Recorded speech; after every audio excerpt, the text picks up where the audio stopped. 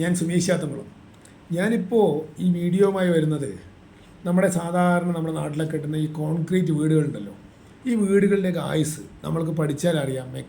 എന്താ പറയുക, മെറിറ്റിൽ അക്കാഡമിക്കലി നോക്കിയാൽ അറിയാം 100 വർഷത്തിന് മുകളിലാണ്.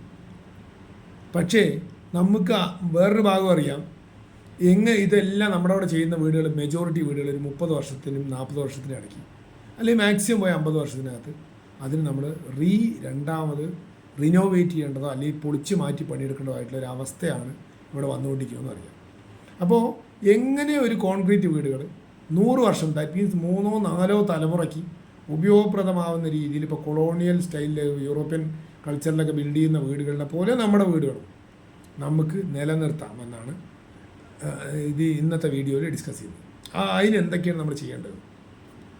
നമ്മുടെ ആൾക്കാർ ഇവിടെ സാധാരണ ക്ലൈമറ്റ് അങ്ങനെയാണ്, ഇതൊന്നും അല്ല ഫാക്ടർ. ഇതിൻ്റെ ഫാക്ടർ എന്ന് പറയുന്നത് വളരെ സിമ്പിളായിട്ടുള്ള 2 കാര്യം എന്ന് പറയുന്നത്, ഏറ്റവും വലിയ കാര്യം നമ്മൾ മനസ്സിലാക്കേണ്ടത്, അണ്ടർസ്റ്റാൻഡേർഡ് ആയിട്ടുള്ള കൺസ്ട്രക്ഷൻ രീതികൾ നമ്മൾ ഫോളോ ചെയ്യുന്നത് കൊണ്ടാണ് ഒന്ന് നമ്മുടെ വീടുകളുടെ ആയുസ് 40, 50, 30 കൊല്ലമായി മാറുന്നത്. അതായത് തിക്നെസ്, സ്റ്റാൻഡേർഡ്സിൽ പറയുന്ന തിക്നെസ് നമ്മൾ മെയിൻറ്റെയിൻ ചെയ്യില്ല.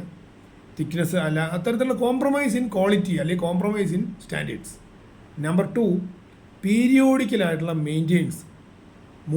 ഓരോ കൊല്ലത്തിന് എന്തൊക്കെ ചെയ്യണം, 3 കൊല്ലം കൂടുമ്പോൾ എന്ത് ചെയ്യണം, 5 കൊല്ലം കൂടുമ്പോൾ എന്ത് ചെയ്യണം, 10 കൊല്ലം കൊണ്ട് ചെറിയ പണികൾ ചെയ്യേണ്ടതുള്ളൂ. ബിക്കോസ് കോൺക്രീറ്റ് വീടുകളാണ്, ഫിക്സഡ് സ്ട്രക്ചേഴ്സാണ്.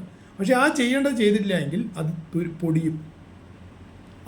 ഇത് ചെയ്യാത്തത് കൊണ്ടാണ് നമ്മുടെ ഈ 100 വയസ്സ് വരെ നിൽക്കുന്ന വീടുകൾ പോയിട്ട് 30 വർഷത്തിൽ അല്ലെങ്കിൽ 40 വർഷത്തിൽ നശിച്ചത്. ഇനി ഇതില്ലാതെ പോകാൻ എന്താണ് ചെയ്യേണ്ടത്? വളരെ വ്യക്തമായിട്ട് ഞങ്ങളുടെ ടീം നമ്മൾ പഠിച്ചിട്ട് വ്യക്തമായിട്ടുള്ള ചാർട്ടുകൾ R&D കൂടെ, റിസർച്ച് ആൻഡ് ഡെവലപ്മെൻറ്റിൽ കൂടെ തയ്യാറാക്കിയിട്ടാണ് ഞാനിവിടെ സൂചിപ്പിക്കുന്നത്.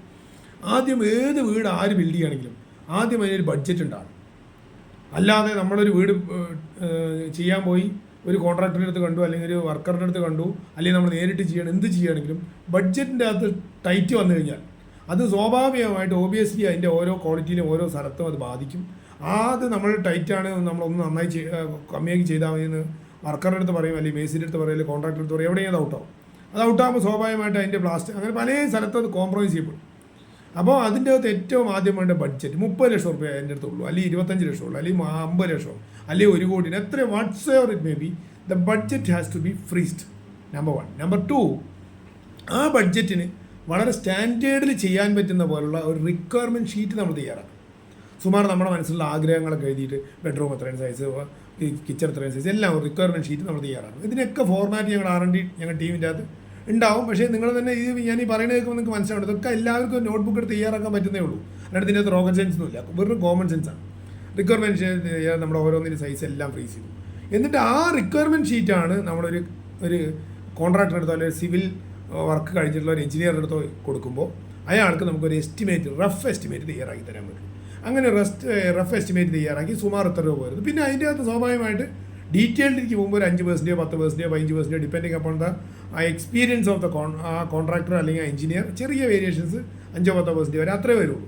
എന്നിട്ട് അതും കഴിഞ്ഞ് കഴിഞ്ഞാൽ ആ എസ്റ്റിമേറ്റ് തയ്യാറായി കഴിഞ്ഞാൽ ആ എസ്റ്റിമേറ്റിൻ്റെ വാല്യൂ നമ്മുടെ നേരത്തെ ബഡ്ജറ്റിൻ്റെ അകത്താണ് എന്ന് നമുക്ക് ബോധ്യമായി കഴിഞ്ഞാൽ we will give a signal to go head. അല്ലെങ്കിൽ എന്ത് ചെയ്യും, നമ്മൾ വീണ്ടും റീവർക്ക് ചെയ്ത് റിക്വയർമെൻറ്റ് ഷീറ്റിനെ റീവർക്ക് ചെയ്ത് വീണ്ടും കറക്റ്റ് ചെയ്യും. ക്ലിയർ ആയാലും അവിടെ എന്നതിന് ശേഷം നമ്മൾ ഡീറ്റെയിൽഡ് ഫ്ലോർ പ്ലാൻ തയ്യാറാക്കും. ഈ എഞ്ചിനീയർ ആ ഡീറ്റെയിൽഡ് ഫ്ലോർ പ്ലാനിൽ വെറുതെ അങ്ങനെ ചുമര് വെച്ചാൽ പോരാ, അതിൻ്റെ അകത്ത് ഡീറ്റെയിൽ ആയിട്ട് സ്കെയിലിൽ ഫർണിച്ചർ ലേഔട്ട് അടക്കം ചെയ്താലാണ് നമ്മൾക്ക് യൂട്ടിലിറ്റി നന്നായി കിട്ടുള്ളൂ. ഞാൻ അവിടെ നിന്ന് മുതൽ ഡിസ്കസ് ചെയ്യും. റീസൺ എന്താണെന്ന് പറഞ്ഞാൽ, അതായത് പണ്ടത്തെ കോണ്ടസ് കാറും ഇപ്പോഴത്തെ സ്വിഫ്റ്റ് കാറ് ഒരു എക്സാമ്പിളാണ് പറയുന്നത്. നമുക്കറിയാം, വെൽ അറേഞ്ച്ഡും വെൽ ഡിസൈൻഡ് ആകുമ്പോൾ ചെറിയ റൂമുകളിൽ തന്നെ കൂടുതൽ കാര്യങ്ങൾ നമുക്ക് ഉൾക്കൊള്ളിക്കാൻ പറ്റും. അതേസമയത്ത് വളരെ വലിയ സ്പേസ് ഉണ്ടായിട്ട് കാര്യമായിട്ട് ഒന്നും യൂസ് ചെയ്യാൻ പറ്റാത്ത രീതിയിൽ ഇടുന്നത്. ബിക്കോസ് നമുക്ക് പഴയ വീടുകളിലൊക്കെ ചിലതിൽ കണ്ടറിയും, ബെഡ് പടി ഉണ്ടാവും, ബെഡ് സ്വിച്ച് അപ്പുറത്തുണ്ടാവും, ഓപ്പോസിറ്റ്. എന്താ കാരണം, ഒരാൾ വരയ്ക്കുന്നു, ഒരാൾ ബിൽഡ് ചെയ്യണു, ഒരാൾ വയർ ചെയ്യണു. അതുകൊണ്ടാണ്.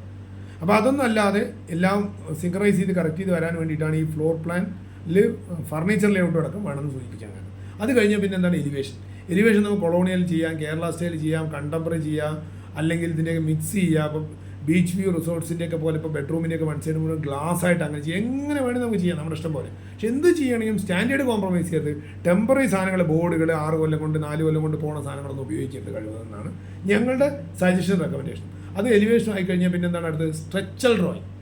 വളരെ ഡീറ്റെയിൽഡ് ആയിട്ടുള്ള കോമ്പീറ്റൻ്റ് ആയിട്ടുള്ള അതിന് ഒരു അതായത് PG കഴിഞ്ഞിട്ടുള്ള MTech കഴിഞ്ഞിട്ടുള്ള അല്ലെങ്കിൽ ME കഴിഞ്ഞിട്ടുള്ള ഒരു സ്ട്രക്ചറൽ എഞ്ചിനീയറെ കൊണ്ട് കോമ്പീറ്റൻ്റ് ആയിട്ടുള്ള എക്സ്പീരിയൻസ് ഉള്ള മിനിമം ഒരു 10 വീടെങ്കിലും അത് ഇത്ര സ്ക്വയർ ഫീറ്റ് എങ്കിലും എക്സ്പീരിയൻസ് ഉള്ള 10 വീടിൻ്റെ മുകളിലെങ്കിലും സ്വന്തമായിട്ട് ഡിസൈൻ ചെയ്ത് എക്സിക്യൂട്ട് ചെയ്ത് എക്സ്പീരിയൻസ് ഉള്ള ഒരു സ്ട്രക്ചറൽ എഞ്ചിനീയറുടെ അടുത്ത് സ്ട്രക്ചർ ഡ്രോയിങ് വരച്ചിട്ടുണ്ട്. ബിക്കോസ് നമുക്ക് ശ്രദ്ധിക്കേണ്ടത് ഒരു വീടിന് സ്ട്രക്ചർ വരച്ചു, അതിൻ്റെ ബീം എങ്ങനെയാണ്, അതിൻ്റെ മറ്റേ ലിൻഡലിൻ്റെ കമ്പി ഇത്രയാണെന്ന് പറഞ്ഞിട്ട് എല്ലാവരും ഇടുന്ന ശീലം അതൊക്കെയാണ് ഇവിടെ സ്റ്റാൻഡേർഡ് ഡൗൺ ചെയ്യുന്നത്. റീസൺ പറഞ്ഞാൽ അപ്പുറത്തെ വീടിൻ്റെ കമ്പിൻ്റെ ലിൻഡൽ അങ്ങനെ ഇടാൻ കാരണം അതിൻ്റെ മുകളിലുള്ള വെയിറ്റ് അത്ര ആ വെയിറ്റിനനുസരിച്ചായിരിക്കും അതിൻ്റെ സ്റ്റീൽ ഡിസൈൻ ചെയ്തിട്ടുണ്ടാവുക. അപ്പോൾ നമ്മുടെ വീടിൻ്റെ അതിൻ്റെ മുകളിലെ റൂമിൻ്റെ വെയിറ്റോ അല്ലെങ്കിൽ അവിടുത്തെ ചുമൻ്റെ വീതിയോ അല്ലെങ്കിൽ ആ സ്ലാബിൻ്റെ തിക്നെസ്സോ എന്ത് മാറിയാലും ആ വെയിറ്റ് ഇവിടെ മാറി വരുമ്പോൾ ഇവിടുത്തെ സ്റ്റീൽ ഡിസൈൻ മാറും. അപ്പോൾ ഓരോ വീടിനും പ്രത്യേകിച്ച് കസ്റ്റമൈസ്ഡ് വീടുകൾക്ക് ഓരോന്നിനും ഓരോ തരത്തിലുള്ള ഡിസൈൻ ആയിരിക്കും അത് ചെയ്യുന്നുണ്ടാവുക. അത് സ്ട്രക്ചർ ഡിസൈനേഴ്സ് ചെയ്യണം, കോപ്പി പേസ്റ്റ് ഒന്നും ചെയ്യരുത്. അല്ലെങ്കിൽ അപ്പുറത്തുള്ള ഒരു 6-ന്റെ കമ്പി 8-ന്റെ കമ്പി ഇങ്ങനത്തെയൊക്കെ വർത്താനം പറയുന്നതേ that will not be good for construction. അതൊക്കെയാണ് ഈ ലൈഫ് വീടിൻ്റെ കുറയാനുള്ള കാരണങ്ങൾ. അപ്പോൾ അതിന് വേണ്ടി നമ്മൾ ഡിസൈൻ ചെയ്യിച്ച് അത് വേണമെങ്കിൽ പിയർ റിവ്യൂ അടുത്തൊരാളിനെ കൊണ്ടുകൂടി ചെയ്യിച്ച് സ്ട്രക്ചറിൽ ഈസ് മോസ്റ്റ് ഇമ്പോർട്ടൻറ്റ്. റൈറ്റ്. അടുത്തത് MEP എന്ന് പറയും, അത് ഡ്രോയിങ് ആണ്.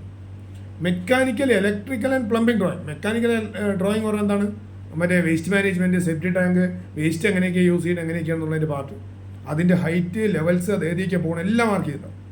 പിന്നെ അടുത്ത ഇലക്ട്രിക്കൽ ഡ്രോയിങ് പറയുന്നതാണ് എത്ര സ്വിച്ചസ്, എത്ര വയർ, എത്ര എന്തൊക്കെ പോയിന്റുകളെല്ലാം. അതായത് electric flow is electrical drawing, mechanical flow is mechanical drawing. പിന്നെ പ്ലംബിംഗ്, വാട്ടർ ഫ്ലോ, എങ്ങനെ വെല്ലുന്ന എങ്ങനെ വെള്ളം വരുന്നു, എങ്ങനെ മോട്ടർ ഫിറ്റ് ചെയ്യണു, പ്രഷർ മോട്ടർ ഉണ്ടോ, പ്രഷർ വാൾവ് ഉണ്ടോ, ടാങ്ക് ഉണ്ടോ, എങ്ങനെ ഫിൽറ്റർ വരുന്നു, എങ്ങനെ ഓരോ ലൈന് ഇറങ്ങണമെന്നതിൻ്റെ വാട്ടർ ഡ്രോയിങ്. അടുത്തത് MEPയും കഴിഞ്ഞ് കഴിഞ്ഞാൽ അടുത്തത് വളരെ ഡീറ്റെയിൽഡ് ആയിട്ടുള്ള മറ്റേ സെക്ഷൻസ് വർക്കിംഗ് ഡ്രോയിങ്സ്. ഇതിന് സൂപ്പർ ഇമ്പോസ് ചെയ്തിട്ട് ഈ mechanical drawing, electrical drawing, plumbing ഡ്രോയിങ്ങിന് എല്ലാം കൂടി വർക്കബിലിറ്റി കൊണ്ടുവന്ന് വർക്കിംഗ് ഡ്രോയിങ്സ് ആണ്. അപ്പോൾ അത് കോറിലേറ്റ് ചെയ്യുന്നത് മേലെ കൂടെ പോകുന്നുണ്ടോ അങ്ങോട്ട് പാസ് ചെയ്യാൻ പറ്റുമെന്ന് എല്ലാം ആ സൂപ്പർ ഇമ്പോസിങ് ഡ്രോയിങ്ങിന് മനസ്സിലാവും. എന്നതിന് ശേഷം വർക്കിംഗ് ഡ്രോയിങ് ഉണ്ടാക്കും. വർക്കിംഗ് ഡ്രോയിങ് കഴിഞ്ഞതിന് ശേഷം ഡീറ്റെയിൽഡ് ആയിട്ടുള്ള ഞങ്ങളുടെ സിസ്റ്റം പ്രകാരം ഞങ്ങളുടെ ഒരു ഫ്ലോറിന് 10-14 സ്റ്റേജ് വെച്ചിട്ടാണ് എസ്റ്റിമേറ്റ് ചെയ്യുക. ആ ഓരോ ഫ്ലോർ കൂടുന്തോറും ആ ഒരു 10 സ്റ്റേജ് മുകളിൽ കൂടി പോകും, താഴത്തേക്ക് കുറഞ്ഞു വരും. അങ്ങനെയാണ് ഞങ്ങളുടെ മെത്തേഡ് ഉണ്ടാകും. അതല്ല ഓരോ ആളുകൾ ഓരോ രീതിയിലാണ് മെത്തേഡ്. എങ്ങനെയാണോ അവരൊരു മെത്തേഡ് അതിനനുസരിച്ചുള്ള ഓരോ സ്റ്റേജ് വൈസുള്ള ഡീറ്റെയിൽഡ് മെറ്റീരിയൽ എസ്റ്റിമേറ്റ് ഓരോ സ്റ്റേജിലുള്ള ക്ലിയർ. അത് കഴിഞ്ഞ് അതേപോലെ സ്റ്റേജ് വൈസുള്ള ഡീറ്റെയിൽഡ് വർക്കിൻ്റെ ക്വാണ്ടിറ്റി എസ്റ്റിമേറ്റ്. അത് എത്ര RR വരും, എത്ര PCC വരും, എത്ര പ്ലാസ്റ്റിംഗ് വരും, എത്ര RCC വരും, എല്ലാത്തിൻ്റെ ക്വാണ്ടിറ്റി എസ്റ്റിമേറ്റ്. റൈറ്റ്. ഇത് രണ്ടും കഴിഞ്ഞാൽ അടുത്തത് അതും കഴിഞ്ഞ് കഴിഞ്ഞാൽ കൃത്യമായിട്ടുള്ള എസ്റ്റിമേറ്റും കഴിഞ്ഞ് കഴിഞ്ഞാൽ ഇൻക്ലൂഡിങ് ചുരുക്കത്തിൽ പറഞ്ഞാൽ വർക്ക് സ്റ്റാർട്ട് ചെയ്യുന്നതിന് മുമ്പ് ആദ്യത്തെ കൈക്കോട്ട് മണ്ണ് പറമ്പിൽ എടുക്കുന്നതിന് മുമ്പ് colour code of the tile fix ചെയ്യണം. വരെ ഉദ്ദേശിക്കുന്നത് നിങ്ങൾക്കത് മനസ്സിലാൻ വേണ്ടിയിട്ടാണ്. Colour code of the paint അടക്കം ഫിക്സ് ചെയ്യാതെ, that means start to end fix ചെയ്യാതെ ആദ്യത്തെ കൈക്കോട്ട് മണ്ണ് പറമ്പിൽ എടുക്കരുത്. റൈറ്റ്. ക്ലിയർ ആവണ്ടെന്ന് വിചാരിച്ചു. അങ്ങനെ വെച്ചാലാണ് നമ്മുടെ ഈ പ്ലാൻ ചെയ്തത് പോലുള്ളൊരു വീട് നമുക്ക് മോൾഡ് ചെയ്തെടുക്കാൻ പറ്റുള്ളൂ. ബിക്കോസ് ഇത് വീടെന്ന് പറഞ്ഞാൽ വളരെ സിമ്പിളാണ്. ഒരു ഫാമിലിയുടെ ഡ്രീം നമ്മൾ ഡീകോഡ് ചെയ്തെടുക്കേണ്ട റിക്വയർമെൻറ്റ് ഷീറ്റ് കൂടെ എന്നിട്ട് മാനിഫെസ്റ്റ് ചെയ്യണം ഒരു വീടായിട്ട്. അത് മാനിഫെസ്റ്റ് ചെയ്യുമ്പോൾ അവരുടെ ആഗ്രഹം പോലെ കാല് തുടയ്ക്കുന്ന ചവിട്ടി തിരുമ്പട കല്ല് മുതൽ പ്രെയർ റൂം വരെ അതിൻ്റെ അകത്ത് വരണമെങ്കിൽ, അല്ലെങ്കിൽ തുളസിത്തറ വരെ അതിൻ്റെ അകത്ത് വരണമെങ്കിൽ തീർച്ചയായിട്ടും ഇതിനെ ഡീകോഡ് ചെയ്ത് അതിനെ മാനിഫെസ്റ്റ് ചെയ്ത് കളർ കോഡ് അടക്കം ഫിക്സ് ചെയ്തിട്ടുള്ള ഒരു ഫയൽ നമുക്ക് തയ്യാറാക്കാൻ കഴിഞ്ഞാലാണ് അതേപോലെ നമുക്ക് പിന്നെ ബാക്കി ചില വീടുകൾക്ക് സാറ്റിസ്ഫൈ ചെയ്യാം, അങ്ങോട്ട് സാറ്റിസ്ഫൈ ചെയ്ത് ഇത് പറഞ്ഞ് കോംപ്രമൈസ് ചെയ്ത് അത് മാറ്റി ഇത് മാറ്റി. അതല്ല മെത്തേഡ്. ഈ മെത്തേഡിൽ കൂടെ പോയാലാണ് നമുക്ക് കൃത്യമായിട്ടുള്ള ഒരു സാറ്റിസ്ഫാക്ടറി മോഡ് ക്ലയൻറ്റിന് കിട്ടാൻ സാധിക്കും. ബിക്കോസ് അവരെന്താണോ ഉദ്ദേശിച്ചത് അതാണ്. ദാറ്റ് മീൻസ് ചുരുക്കത്തിൽ പറഞ്ഞാൽ start with a end in mind in detail. ഈ ഒറ്റ വാക്കിലെല്ലാം തോന്നുന്നു. തുടങ്ങുന്നതിന് മുമ്പ് അതിൻ്റെ അവസാനം എങ്ങനെ ഉണ്ടായിരിക്കണം എന്നുള്ള ഇമാജിൻ ചെയ്ത് പേപ്പറിലാക്കി അത് ആർക്കും കാണാൻ പറ്റുന്ന പോലെ ആക്കി അത് ഡീറ്റെയിൽഡ് ആയിരിക്കുക. Very simple. റൈറ്റ്. ഇതും കഴിഞ്ഞിട്ട് പീരിയോഡിക്കൽ മെയിൻ്റെനൻസ് ചാർട്ട് അതേ എസ്റ്റിമേറ്റിൻ്റെ താഴെ ഉണ്ടാക്കുക.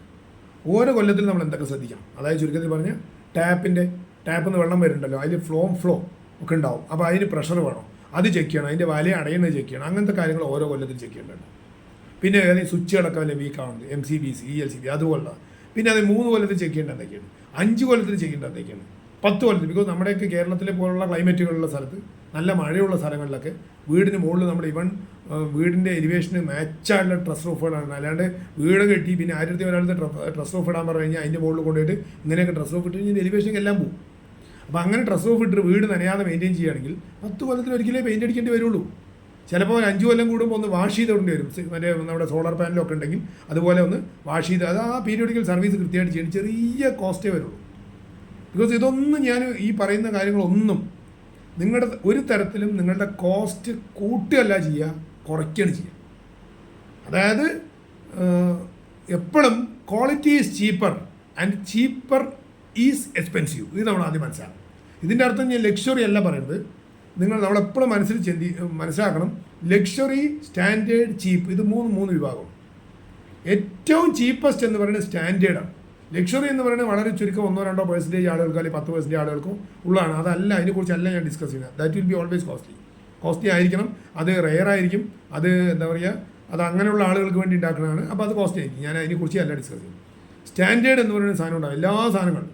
ഫോർ എക്സാമ്പിൾ, പെട്ടെന്ന് നിങ്ങൾക്ക് പറഞ്ഞാൽ മനസ്സിലാവുകയാണെങ്കിൽ ബെൻസോ BMW അല്ല, മാരുതിയോ ടൊയോട്ടയാണ് നടത്തും. റൈറ്റ്? എമിറേറ്റ്സ് എന്ന് പറയുന്നത് ലക്ഷറി ആയിരിക്കാം. ഞാനൊരു ബ്രാൻഡ് പറയുന്നതിൽ ആരും തെറ്റിദ്ധരിക്കരുത്. ഇൻഡിഗോ എന്ന് പറയുന്നതാണ് സ്റ്റാൻഡേർഡ്. അതാണ് ഞാൻ ഉദ്ദേശിച്ചത്. അപ്പോൾ അങ്ങനെ ആ സ്റ്റാൻഡേർഡ് എന്നുള്ളത്, അതായത് ചീപ്പ് എന്നുള്ളതിലേക്ക് പോയാലോ, അത് ചീപ്പ് ഈസ് മോർ എക്സ്പെൻസീവ്. അത് ഞാനിപ്പോൾ അടുത്ത് പറഞ്ഞു വരുമ്പോൾ നിങ്ങൾക്ക് മനസ്സിലാവാൻ കഴിയും. അപ്പോൾ അങ്ങനെ പീരിയോഡിക്കൽ മെയിൻ്റെനൻസ് കഴിഞ്ഞ് കഴിഞ്ഞാൽ നമ്മുടെ വീടുകൾ, കെട്ടുന്ന വീടുകൾ 100 കൊല്ലം ലൈഫ് നിൽക്കും. കൊളോണിയൽ സ്ട്രക്ചേഴ്സൊക്കെ യൂറോപ്പിലൊക്കെ നിൽക്കുന്ന പോലെ. ഇത് ഉറപ്പാണ്, ക്ലിയറാണ്. റൈറ്റ്? ഇതൊരു സയൻസാണ്, അല്ലാണ്ട് ഇത് കഥ പറയല്ല.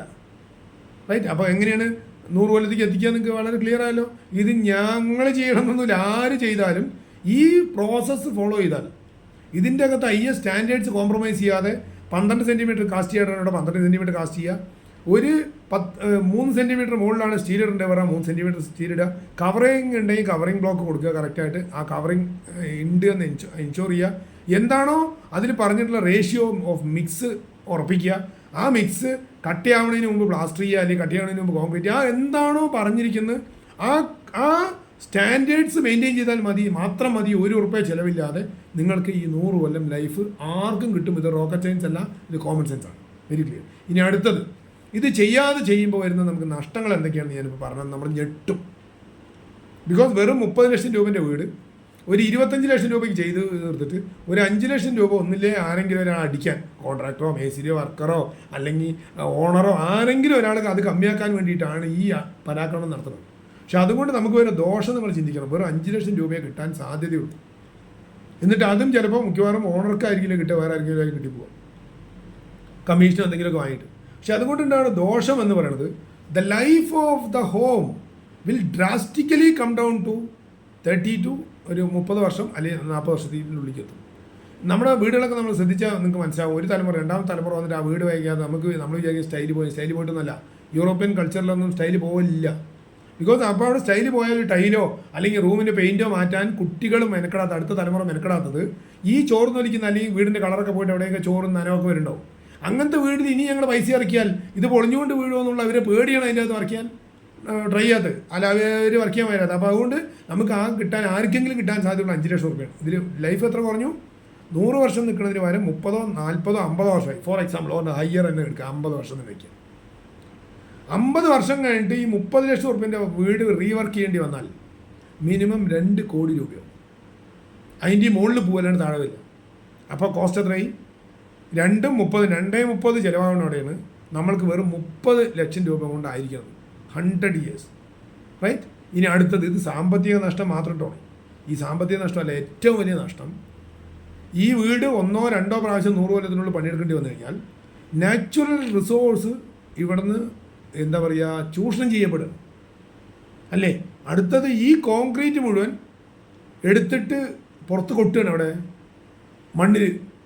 അവിടെ കൃഷി, ആ സോയിൽ, എല്ലാ സാധനവും നഷ്ടപ്പെട്ടുകൊണ്ടിരിക്കുകയാണ്.